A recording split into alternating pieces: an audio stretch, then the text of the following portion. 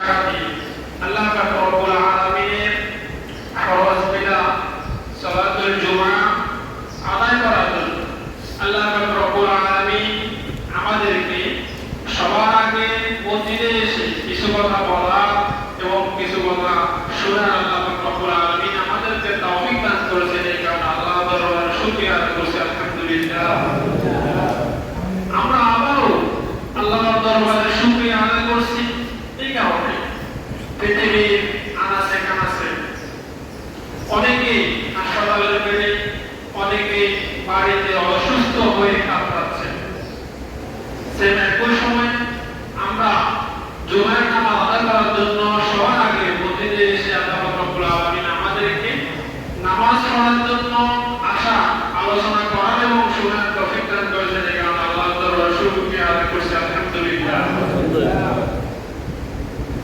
সাথে সাথে দুরূদ শরীফ পড়ছি মানবতার বন্ধু রাসূল আকরাম সাল্লাল্লাহু আলাইহি ওয়াসাল্লামের প্রতি।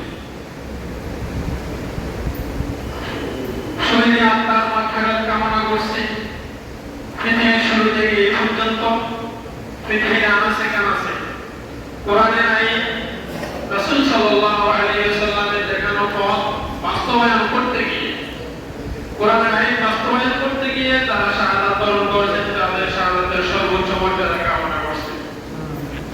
সাথে সাথে বাংলাদেশের স্বাধীনতার সার্বভৌমত্ব রক্ষা করার জন্য 1971, তার আগে ভাষা দিবস, ভাষা আন্দোলন 1952, সর্বশেষ 2024 সালে এসে গণ অভ্যুত্থান, বাংলাদেশের স্বাধীনতার সার্বভৌমত্ব রক্ষা করার জন্য যারা নিজেদের বুকে তারা রক্ত বিলীন করে দিয়েছেন, তাদের শহীদ আত্মার মাগফিরাত কামনা করছি, সুস্থতা কামনা করছি। বাংলাদেশের স্বাধীনতার সার্বভৌমত্ব রক্ষা করতে গিয়ে যে সকল ভাইরা অসুস্থ হয়ে, উপভুক্ত হয়ে হাসপাতালে বেডে এবং বাড়িতে কাতরাচ্ছে, তাদের সুস্থতা কামনা করে আমরা আমাদের আজকের আলোচনার দিকে ইনশাআল্লাহ এগিয়ে যাব।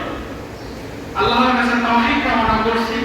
আল্লাহ পাক রব্বুল আলামিন আমাদেরকে আমাদের নির্দিষ্ট আলোচনা আপনাদেরকে আমি বুঝিয়ে বলা এবং আপনারা আমার কথাগুলো যেন বুঝিয়ে দিতে পারেন, এই কারণে আল্লাহর দরবারে তৌফিক কামনা করছি। সম্মানিত উপস্থিতি, সম্মানিত মুসল্লিরা, যুবক কিশোর ভাইরা, আমি খুতবার শুরুতে, আলোচনার শুরুতে কয়েকটা আয়াত তেলাওয়াত করেছিলাম। বিসমিল্লাহির রহমানির রহিম। قد أفلح المؤمنون الذين هم في صلاتهم خاشعون والذين هم عن اللغو معرضون। আমরা প্রত্যেক জুমাতে প্রাপ্তবয়স্ক মুসলমান পুরুষ রয়েছে। শয়তানের প্ররোচনায় পড়া ছাড়া আমরা প্রত্যেক জুমাবারে জুমার নামাজ পড়তে গিয়ে আলোচনা শুনে থাকি। খতিব সাহেবরা আলোচনা করেন। আবার প্রত্যেক বছর আমরা আমাদের মহল্লায়, আমাদের মসজিদগুলোতে, সমাজের উদ্যোগে, এলাকার উদ্যোগে ওয়াজ মাহফিলের আয়োজন করে থাকি। কিন্তু দুর্ভাগ্যজনক হলেও সত্য, আমরা এই ওয়াজ মাহফিলগুলো, জুমাবারে খতিব সাহেবদের আলোচনাগুলো ডান কান দিয়ে ঢুকিয়ে বাম কান দিয়ে বের করে দিয়ে, বাম কান দিয়ে ঢুকিয়ে ডান কান দিয়ে বের করে দিই। খুব কম মানুষ আছি আমরা যারা আলোচকদের আলোচনা থেকে শিক্ষা গ্রহণ করার জন্য আমরা আসি। যদি আমরা আলোচকদের আলোচনা শুনে আমল করার চেষ্টা করতাম, আমল করার উদ্দেশ্যে যদি আমরা মসজিদে আসতাম, ওয়াজ মাহফিলের প্যান্ডেলে আসতাম, তাহলে আমাদের বাংলাদেশ সহ পৃথিবী পরিবর্তন হয়ে যেত। খুন খারাপি, রাহাজানি, নারী ধর্ষণ, অবৈধ কাজ, আরেকজনের জমি দখল করা, আরেকজনকে ঠকানো, এসব কাজ আমাদের দ্বারা হতো না। প্রিয় উপস্থিতি, আমি যে বিষয়টা নিয়ে আজকে আলোচনা করবো ইনশাআল্লাহ, আমার ধারণা আপনাদের মসজিদে যিনি দীর্ঘদিন পর্যন্ত খুতবা দিয়েছেন উনি হয়তো এই আলোচনাটা জাস্ট আপনাদেরকে নতুন করে কিভাবে মুমিন হওয়া যায়, কিভাবে আমি একজন মুসলমান হিসেবে সফলকাম হতে পারি, একজন পাক্কা মুমিন কিভাবে হতে পারি, কোরআন এবং হাদিসের আলোকে আমি আমার সাহায্য অনুযায়ী আলোচনা করব ইনশাআল্লাহ। আল্লাহর কাছে তৌফিক কামনা করছি, আল্লাহ পাক রব্বুল আলামিন যেন আমাদেরকে এই আলোচনা থেকে শিক্ষা গ্রহণ করে বাস্তব জীবনে বাস্তবায়ন করা আল্লাহ পাক রব্বুল আলামিন আমাদেরকে তৌফিক দান করেন। আমিন। প্রিয় উপস্থিতি, আমি সর্বপ্রথম যে আয়াতটা তেলাওয়াত করেছি, কদ আফলাহাল মুমিনুন, নিশ্চয় মুমিনরা কি সফলকাম হয়েছে, সফলকাম হবে, সফলকাম হচ্ছে। মুমিন যদি আপনি হয়ে থাকেন, আপনি অবশ্যই কি হবে? সফল হবে। এতে কর্মকার কোনো সন্দেহ নেই। কেউ যদি মনে করে আল্লাহর কোনো একটা আয়াতের একটা অংশ, আয়াতের একটা হরফ যদি কেউ মনে করে আল্লাহ রাব্বুল আলামিন মিথ্যা বলেছে, মুখে বলুক মনে মনে বলুক, তাহলে পারিবেন থাকবে না। তাহলে আমাদেরকে সফলকাম হতে হলে, সফল হতে হলে, সফলতা তার করতে গিয়ে সফলতা অর্জন করতে হলে আমাদেরকে আমাদের মধ্যে, আমার মধ্যে, আপনার মধ্যে কিছু গুণাবলী থাকা দরকার। আমরা মুমিন হওয়ার জন্য কি কি গুণাবলী থাকা দরকার আমরা সব সময় শুনে থাকি, আবার আমরা জানিও, কিন্তু আমল করার চেষ্টা করি। এখন আমরা জানি, আমরা যারা মুসলমান গরু গোশত একটু বেশি পছন্দ করি, গরু গোশত কি করি? পছন্দ করি। কিন্তু যে রান্না করছে সে যদি ভালোভাবে রান্না না করে, তাহলে কি আমি ভালোভাবে খেতে পারবো? হজম তো হবে না, বরং বদহজম হবে। এখন আমরা মুমিন হওয়ার সকল গুণাবলী সম্পর্কে জানলাম, কিন্তু আমল করলাম না, আমল করার চেষ্টাও করলাম না, তাহলে আমি কি সফল হতে পারবো? সফল হতে পারবো? সফল হতে পারবো। যেরকম আমি মনে করি যে আপনারা অফিস আদালতে চাকরি করি, সরকারি অফিসে, বেসরকারি অফিসে, কোন শিক্ষা প্রতিষ্ঠানে বা কোন একটা দোকানে, দোকানদের মালিকের আন্ডারে আমরা কাজ করি, অফিস আদালতে কাজ করি। আমি আমার উপর নির্ধারিত দায়িত্ব যতটুকু আছে ততটুকু যথাযথ পালন করে অতিরিক্ত কিছু দায়িত্ব আমরা পালন করার চেষ্টা করে থাকি, যেন আমার পদোন্নতিটা হয়, নাকি যেন আমার পদোন্নতিটা হয়। ওই জায়গায় আমরা সফলতা অর্জন করার জন্য আল্লাহ পাক রব্বুল আলামিন আমাদেরকে সকল ধরনের কৌশল শিখিয়ে দিয়েছে, পথ বাতিয়ে দিয়েছে, পথ জানিয়ে দিয়েছে। তারপর আমরা সফলতা অর্জন করতে চাই না। আমি সফল হয়ে যাই, কিন্তু সফলতা অর্জন করার জন্য যেসব গুণাবলীগুলো থাকা দরকার আমার মধ্যে, সেসব গুণাবলীগুলো থাকা, রাখার, বাস্তবায়ন করার আমরা চেষ্টা করি না। যদি চেষ্টা করতাম তাহলে আমরা প্রত্যেক রাকাতে ফরজ, ওয়াজিব, সুন্নাত, নফল প্রত্যেক নামাজের প্রত্যেক রাকাতে আমরা আল্লাহু আকবার ঘোষণা দিয়ে থাকি, সবচেয়ে বড় কে? আল্লাহ। আবার প্রত্যেক রাকাতে বলে থাকি আলহামদুলিল্লাহি রাব্বিল আলামিন। সমস্ত প্রশংসা কার? আল্লাহ, আল্লাহ রব্বুল আলামিন। কিন্তু দুর্ভাগ্যজনক হলো সত্য যে আমরা কি সব জায়গায় প্রশংসা আল্লাহর করে থাকি? না। যদি করে থাকতাম, আমার মুখমণ্ডল যেরকম আলহামদুলিল্লাহ আল্লাহ সুন্দর করে বানিয়েছেন, আমার বাস্তব জীবনটাও তো এরকম হয়তো না? কাউকে আল্লাহ রাব্বুল আলামিন সুন্দর করে বানিয়েছেন, কারো সামটা কালো, কারো একটু লাল বর্ণ। যদি আমরা সব টাকা আলহামদুলিল্লাহ রাব্বিল আলামিনের আয়াতটা বাস্তবায়ন করার চেষ্টা করতাম, তাহলে আমরা সফলতা হতে পারতাম। আমরা কি হতাম? সফলতা হতে পারতাম। কিন্তু না, আমরা সবসময় চেষ্টা করে থাকি আমি জিতি, আমার এই জয়ের জন্য আরেকজন যদি ধ্বংস হয়ে যাক অসুবিধা নেই, কিন্তু আমি যখন মারা যাব, আমাদের মধ্যে কেউ যখন মারা যায়, তার জন্য কতটুকু মাটি দরকার হয়? 3.5 হাত। কতটুকু? 3.5 হাত। আমরা সকলেই জানি।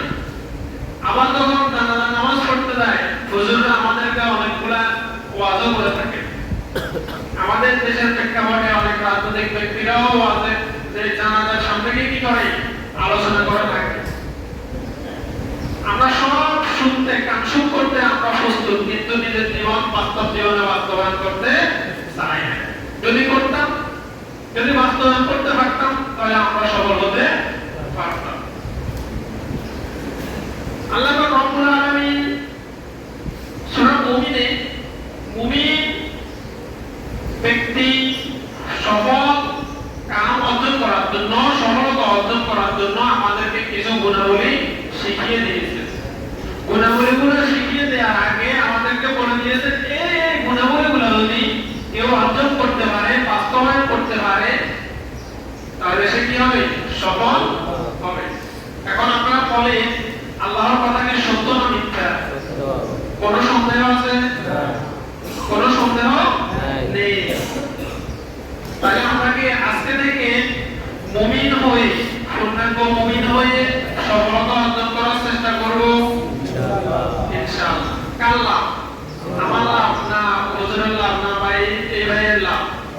যে সফলতা অর্জন করতে পারবে, যে বাস্তব জীবনে মুমিনের সকল গুণাবলীগুলো বাস্তবায়ন করতে পারবে, সকালে সূর্য সাদেকের আগে ঘুম থেকে ওঠা থেকে শুরু করে রাত্রে ঘুম দেওয়া পর্যন্ত প্রত্যেকটা কাজ রাসূল সাল্লাল্লাহু আলাইহি ওয়াসাল্লামের দেখানো পথ যদি চলতে পারে, কোরআনের আলোকে নিজের বাস্তব জীবন যদি সাজিয়ে রঙিন করে তুলতে পারে, তাহলে সে সফল হতে পারবে।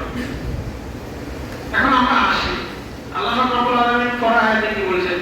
আল্লাযীনা হুম ফি সালাতিহিম খাশিউন। প্রথম শর্ত, মুমিনের প্রথম শর্ত, যারা সালাতে গভীরভাবে মনোযোগী হয়। তার মানে আমি, আপনি, আমরা, আমাদের মধ্যে কেউ যদি মুমিন হতে হয়, তাকে সর্বপ্রথম কি কাজ করতে হবে? সালাতে মনোযোগী হওয়া। এখন আমরা কয়জন ব্যক্তি আছি নামাজের মধ্যে মনোযোগী হই?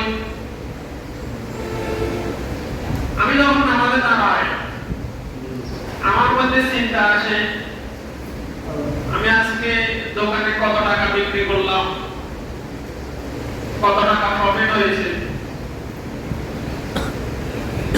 যখন আমাদের মধ্যে আল্লাহু আকবার বলে দাঁড়ায়, তখন আমার চিন্তা হয়, আমি দাঁড়ায় চিন্তা করতে বলতে থাকি মসজিদের মধ্যে ফাঁকা কয়টা। কারণ শয়তানের চ্যালেঞ্জ হচ্ছে মানুষের ডান দিক, বাম দিক, সামনের দিক, পিছনের দিক, চারদিক থেকে শয়তান মানুষকে কি করবে? আক্রমণ করবে। আর আল্লাহ বলেছেন শয়তান মানুষকে যত বেশি চক্রান্তের মধ্যে ফেলুক, মানুষ যদি তাওবা করে আমার কাছে ফিরে আসে, আমি মাফ করে দিব, ক্ষমা করে দিব। তাহলে আমাদের কি করা উচিত? শয়তান আমাদেরকে যত প্রকার প্রলোভন দিয়ে থাকে, আমাদের উচিত হচ্ছে আমরা তাওবা করে আল্লাহর কাছে ফিরে আসবো।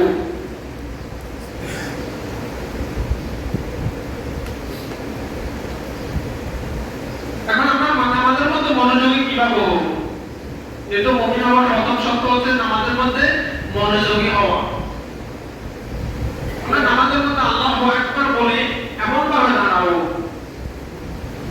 যেটা আমরা আল্লাহু আকবার বলে যখন আমরা নিয়ত করি, তাকবীরে তাহরিমা যখন করি, আমরা তো ঘোষণাই দিয়ে থাকি যে আল্লাহ সবচেয়ে বড়, আল্লাহ সবচেয়ে বড়। আমার কথা বলে কি বুঝতেছেন? একদম শালীন ভাষায় বলার চেষ্টা করতেছি, আল্লাহ সবচেয়ে বড়। আমি একটু আগে বললাম যে অফিস আদালতে আমরা যখন আমাদের পদোন্নতির জন্য চেষ্টা করি, আমার উপর অর্পিত দায়িত্বের বাইরেও আমরা কিছু দায়িত্ব পালন করার চেষ্টা করে থাকি। আমরা যখন আমাদের ঊর্ধ্বতন কারোর সামনে যাই, আমরা খুব নতজানু হয়ে আমরা কি করে দাঁড়ানোর চেষ্টা করি। আমরা যারা আমাদের মধ্যে যারা আব্বা আম্মাকে খুব বেশি শ্রদ্ধা করে সম্মান করে, শিক্ষকদেরকে খুব বেশি সম্মান শ্রদ্ধা করে, আলেম ওলামাকে খুব বেশি সম্মান শ্রদ্ধা করে, আমরা তাদের সাথে দাঁড়ানোর সময় এমন ভাবে দাঁড়াই যেন তারা আমাদের আচরণকে বেয়াদবি মনে না করে। এখন আমরা নামাজের মধ্যে ঘোষণা দিলাম, নামাজের আগে ঘোষণা দিয়ে দিলাম আল্লাহু আকবার, যে আল্লাহু আকবারটা আমি যখন আমার মন মস্তিষ্ক থেকে আল্লাহ সবচেয়ে বড় ঘোষণা দিয়ে নামাজে দাঁড়াবো, তখন আমার নামাজে কি হবে? মনোযোগী হবে। আমি আল্লাহকে দেখি বা না দেখি, আল্লাহ কবুল হবেন আমাদেরকে দেখতেছে, এটা যখন আমার মনের মধ্যে গেঁথে দিব, তখন আমরা নামাজের মধ্যে আর মনোযোগী হব না। আল্লাহ রাব্বুল আলামিন বলেন, ফাওয়াইলুল লিল মুসাল্লিন আল্লাযীনা হুম আন সালাতিহিম সাহুন। দুর্ভোগ মুসল্লিদের জন্য যারা তাদের সালাতে উদাসীন। নামাজে দাঁড়াইছে, লগিন নিয়ে কি করতেছে? এভাবে পাঞ্জাবি টানাটানি করতেছে, কোনো জায়গায় চলতেছে না, তারপরে কি করতেছে? চলতেছে। একজনে কাশি দিছে, আরেকজন কি করতেছে? কাশি দিতেছে। ইমাম সাহেব রুকুতে গেছে, একটু বেশি সময় নিচ্ছে, পিছন দিক থেকে কি করতেছে? কাশি দিচ্ছে। আমি এগুলো মানিয়ে বলতেছি, এসব ঘটনা ঘটে তো। যদি আমার মনোযোগ থাকে ইমাম সাহেব রুকুতে এত সময় কি করতেছে, সেজদাতে এত সময় কি করতেছে, আমি একটু কাশি দিয়ে ইমাম সাহেবকে স্মরণ করিয়ে দিই, তাহলে আমার নামাজ কি উদাসীন না মনোযোগী আছি? আমি অবশ্যই উদাসীন। যদি নামাজের মধ্যে উদাসীন না হতো, তাহলে আমি এই কাজগুলা করতাম না। কোন একটা আল্লাহ রাব্বুল আলামিন বলেন, ওয়াইদা কামু ইলাস সালাতি কামু কুসালা। যখন তারা সালাতে দাঁড়ায় তখন অলসভাবে দাঁড়ায়। কিছু কিছু মানুষ এরকম আছে, নামাজ তখন দাঁড়াইছে, দাঁড়ায় এরকম, তারা সামনের কাতারে দাঁড়ায়, এটা অনেকেই দেখে না, কিন্তু পিছনের কাতারে দাঁড়াইলে দেখা যায় সামনের কাতারে মুসল্লিদের কি অবস্থা।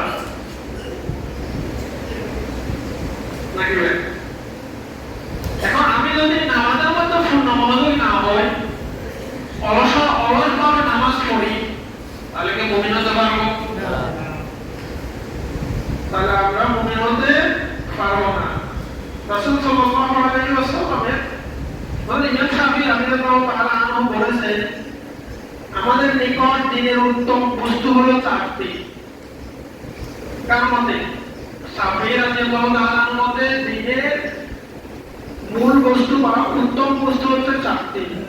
কতগুলো হচ্ছে? মন্দ কাজ থেকে বেঁচে থাকা, দুনিয়া ত্যাগ দেওয়া, অনর্থক বিষয় পরিহার করা এবং সংকল্পের সাথে কাজ করা।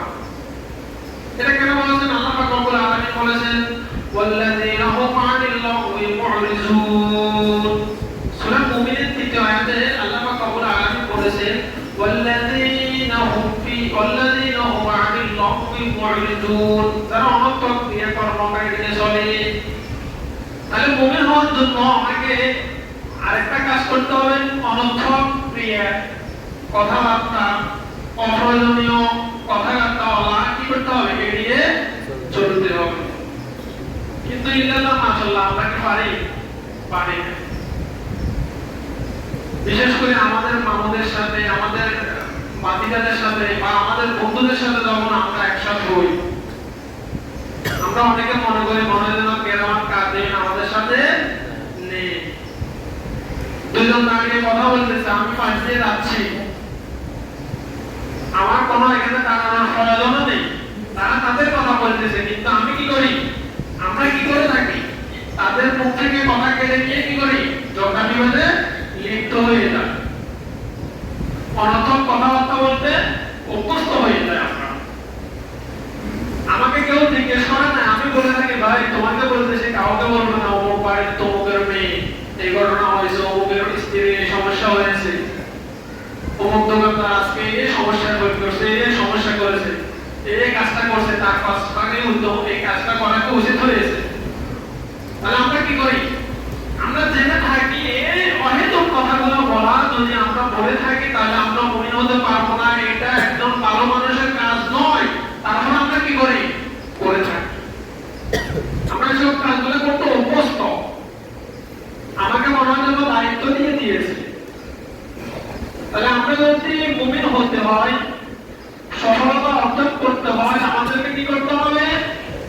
অহেতুক কথাবার্তা থেকে, অনর্থক কাজগুলো থেকে কি করতে হবে?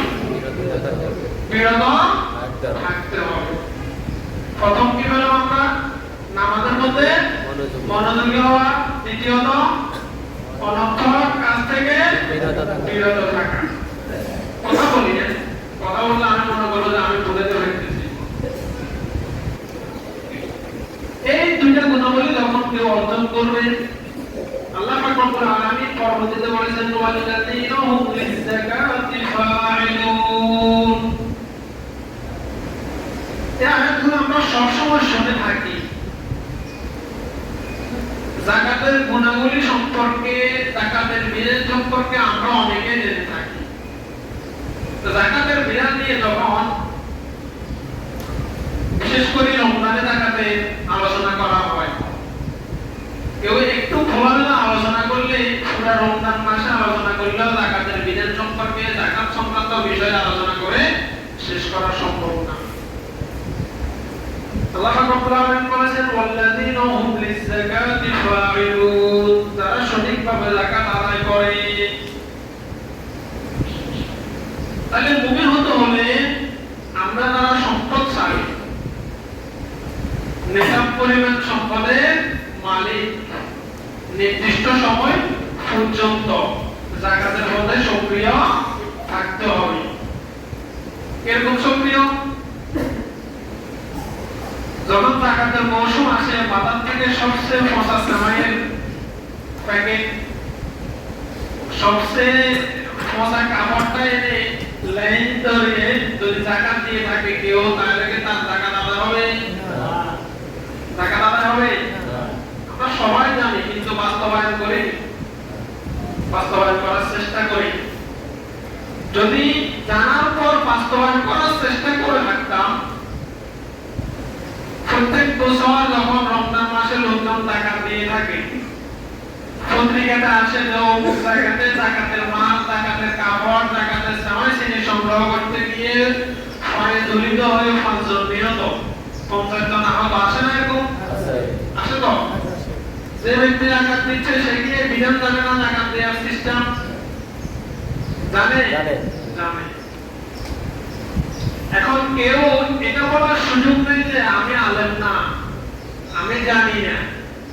কারণ এখন আমাদের দেশে অনেক বঙ্গানুবাদ করা কোরআন এবং হাদিসের গ্রন্থগুলো পাওয়া যায়। অথবা আমার বিশ্বাস বাংলাদেশে এমন কোন আলেম নেই যার কাছে কোনো বাঙ্গাল কোনো ব্যক্তি যে জানে না কোনো মাসলা মাসাইল, আলেমের কাছে জিজ্ঞেস করলে আলেম তৎক্ষণাৎ না জানলেও সময় নিয়ে বুঝিয়ে দিবেন না, এরকম আলেম মনে হয় আমার জানা মতো বাংলাদেশে থাকতে পারে না। তাহলে আমি কেন সকল বিধান জানার সুযোগ থাকার পরেও, সকল মাসালা মাসাইল জানার সুযোগ থাকার পরেও আমি জানবো না আর কোরআন হাদিস বাস্তবায়ন করার চেষ্টা করব না?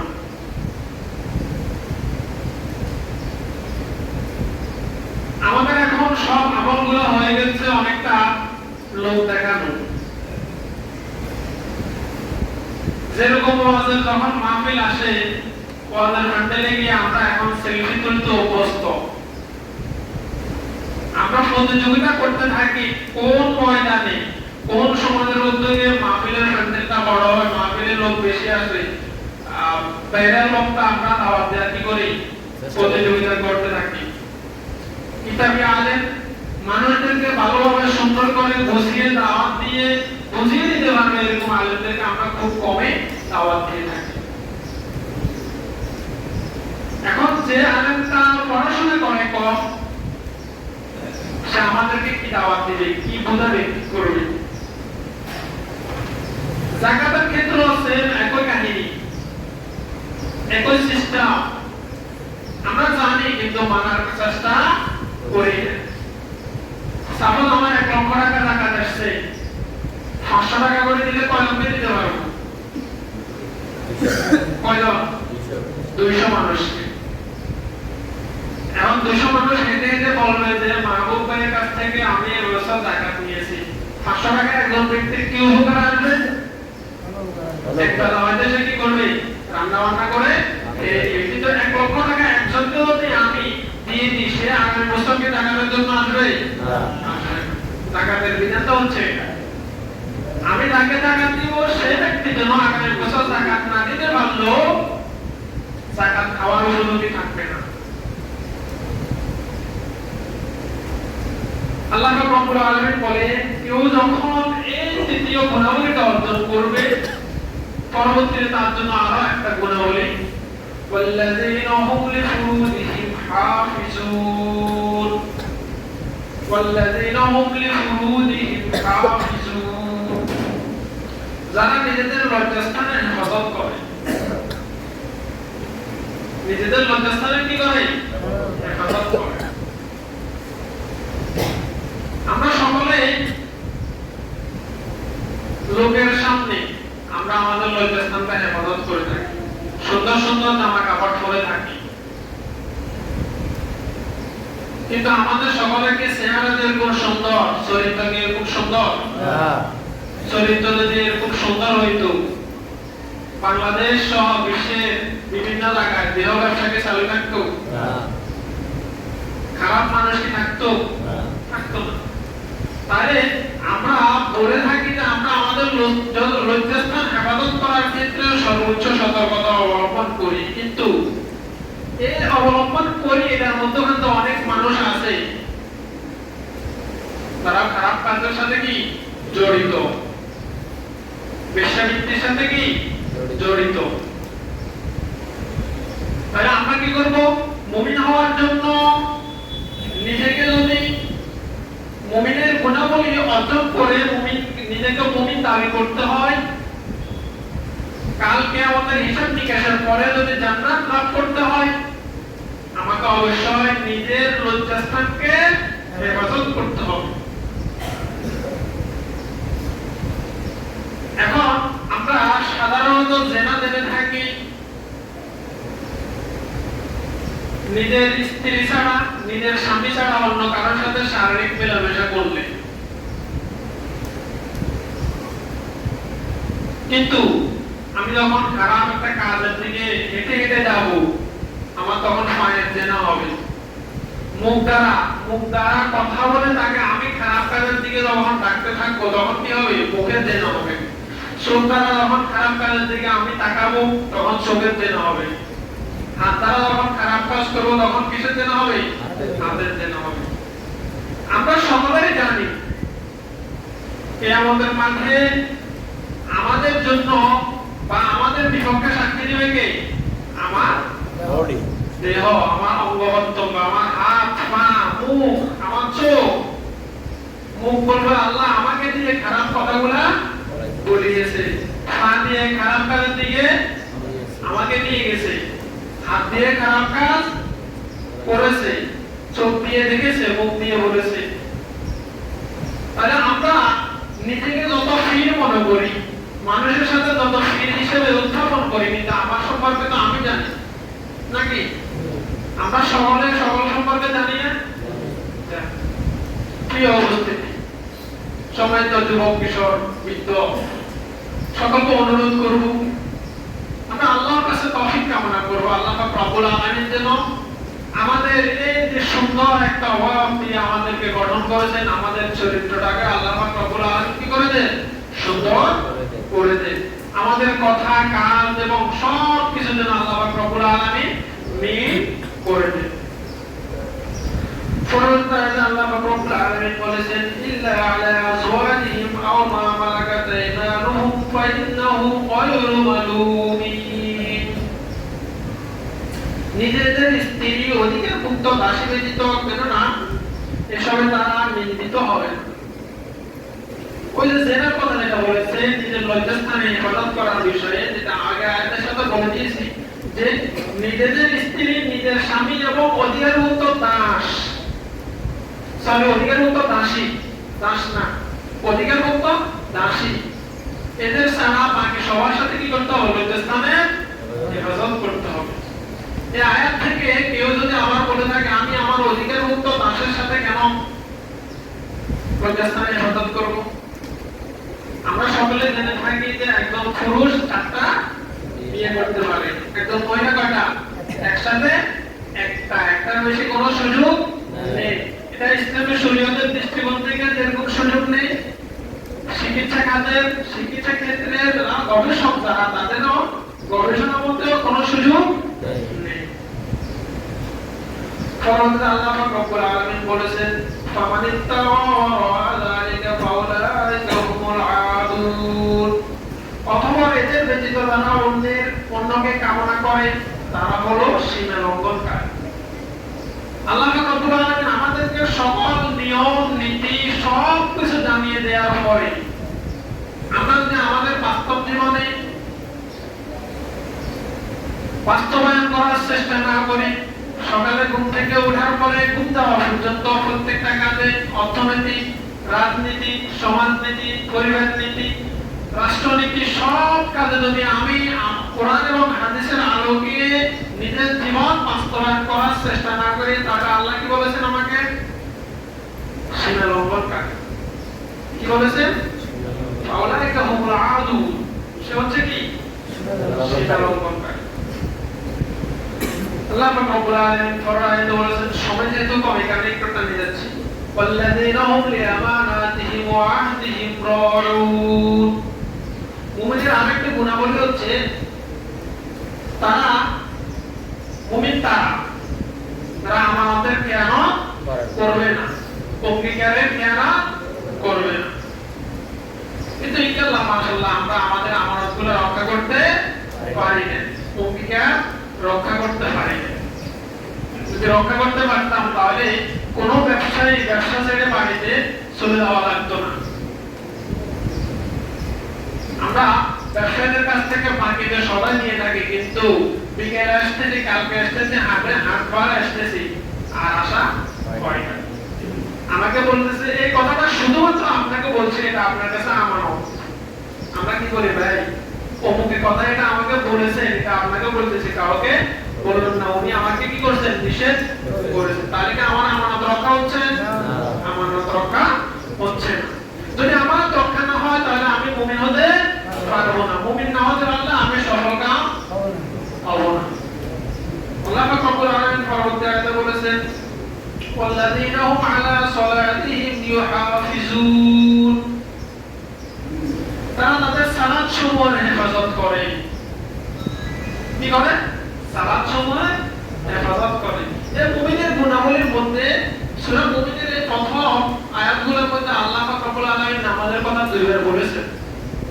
এই আয়াতে বলেছেন সালাত সমূহের হেফাজত করা, আগে বলেছে সালাতের মধ্যে বিনয়ী হওয়া। সালাতের হেফাজত কিভাবে করব? যখন ওয়াক্ত হবে, নামাজের সময় হবে, অন্য সব কাজগুলোকে বাদ দিয়ে সর্বপ্রথম আমার দায়িত্ব পালন করব, নামাজের জন্য ব্যস্ত হয়ে যেতে হবে। জোহরের নামাজ পড়লাম, আমার মন মানসিকতা সব কিছু ধ্যান ধারণা সব থাকবে কখন জানি আসরের ওয়াক্ত হয়। আসর পড়লাম, আমার চিন্তা থাকতে হবে কখন জানি মাগরিবের সময় হয়। তখন আমি নামাজের হেফাজত করতে পারি।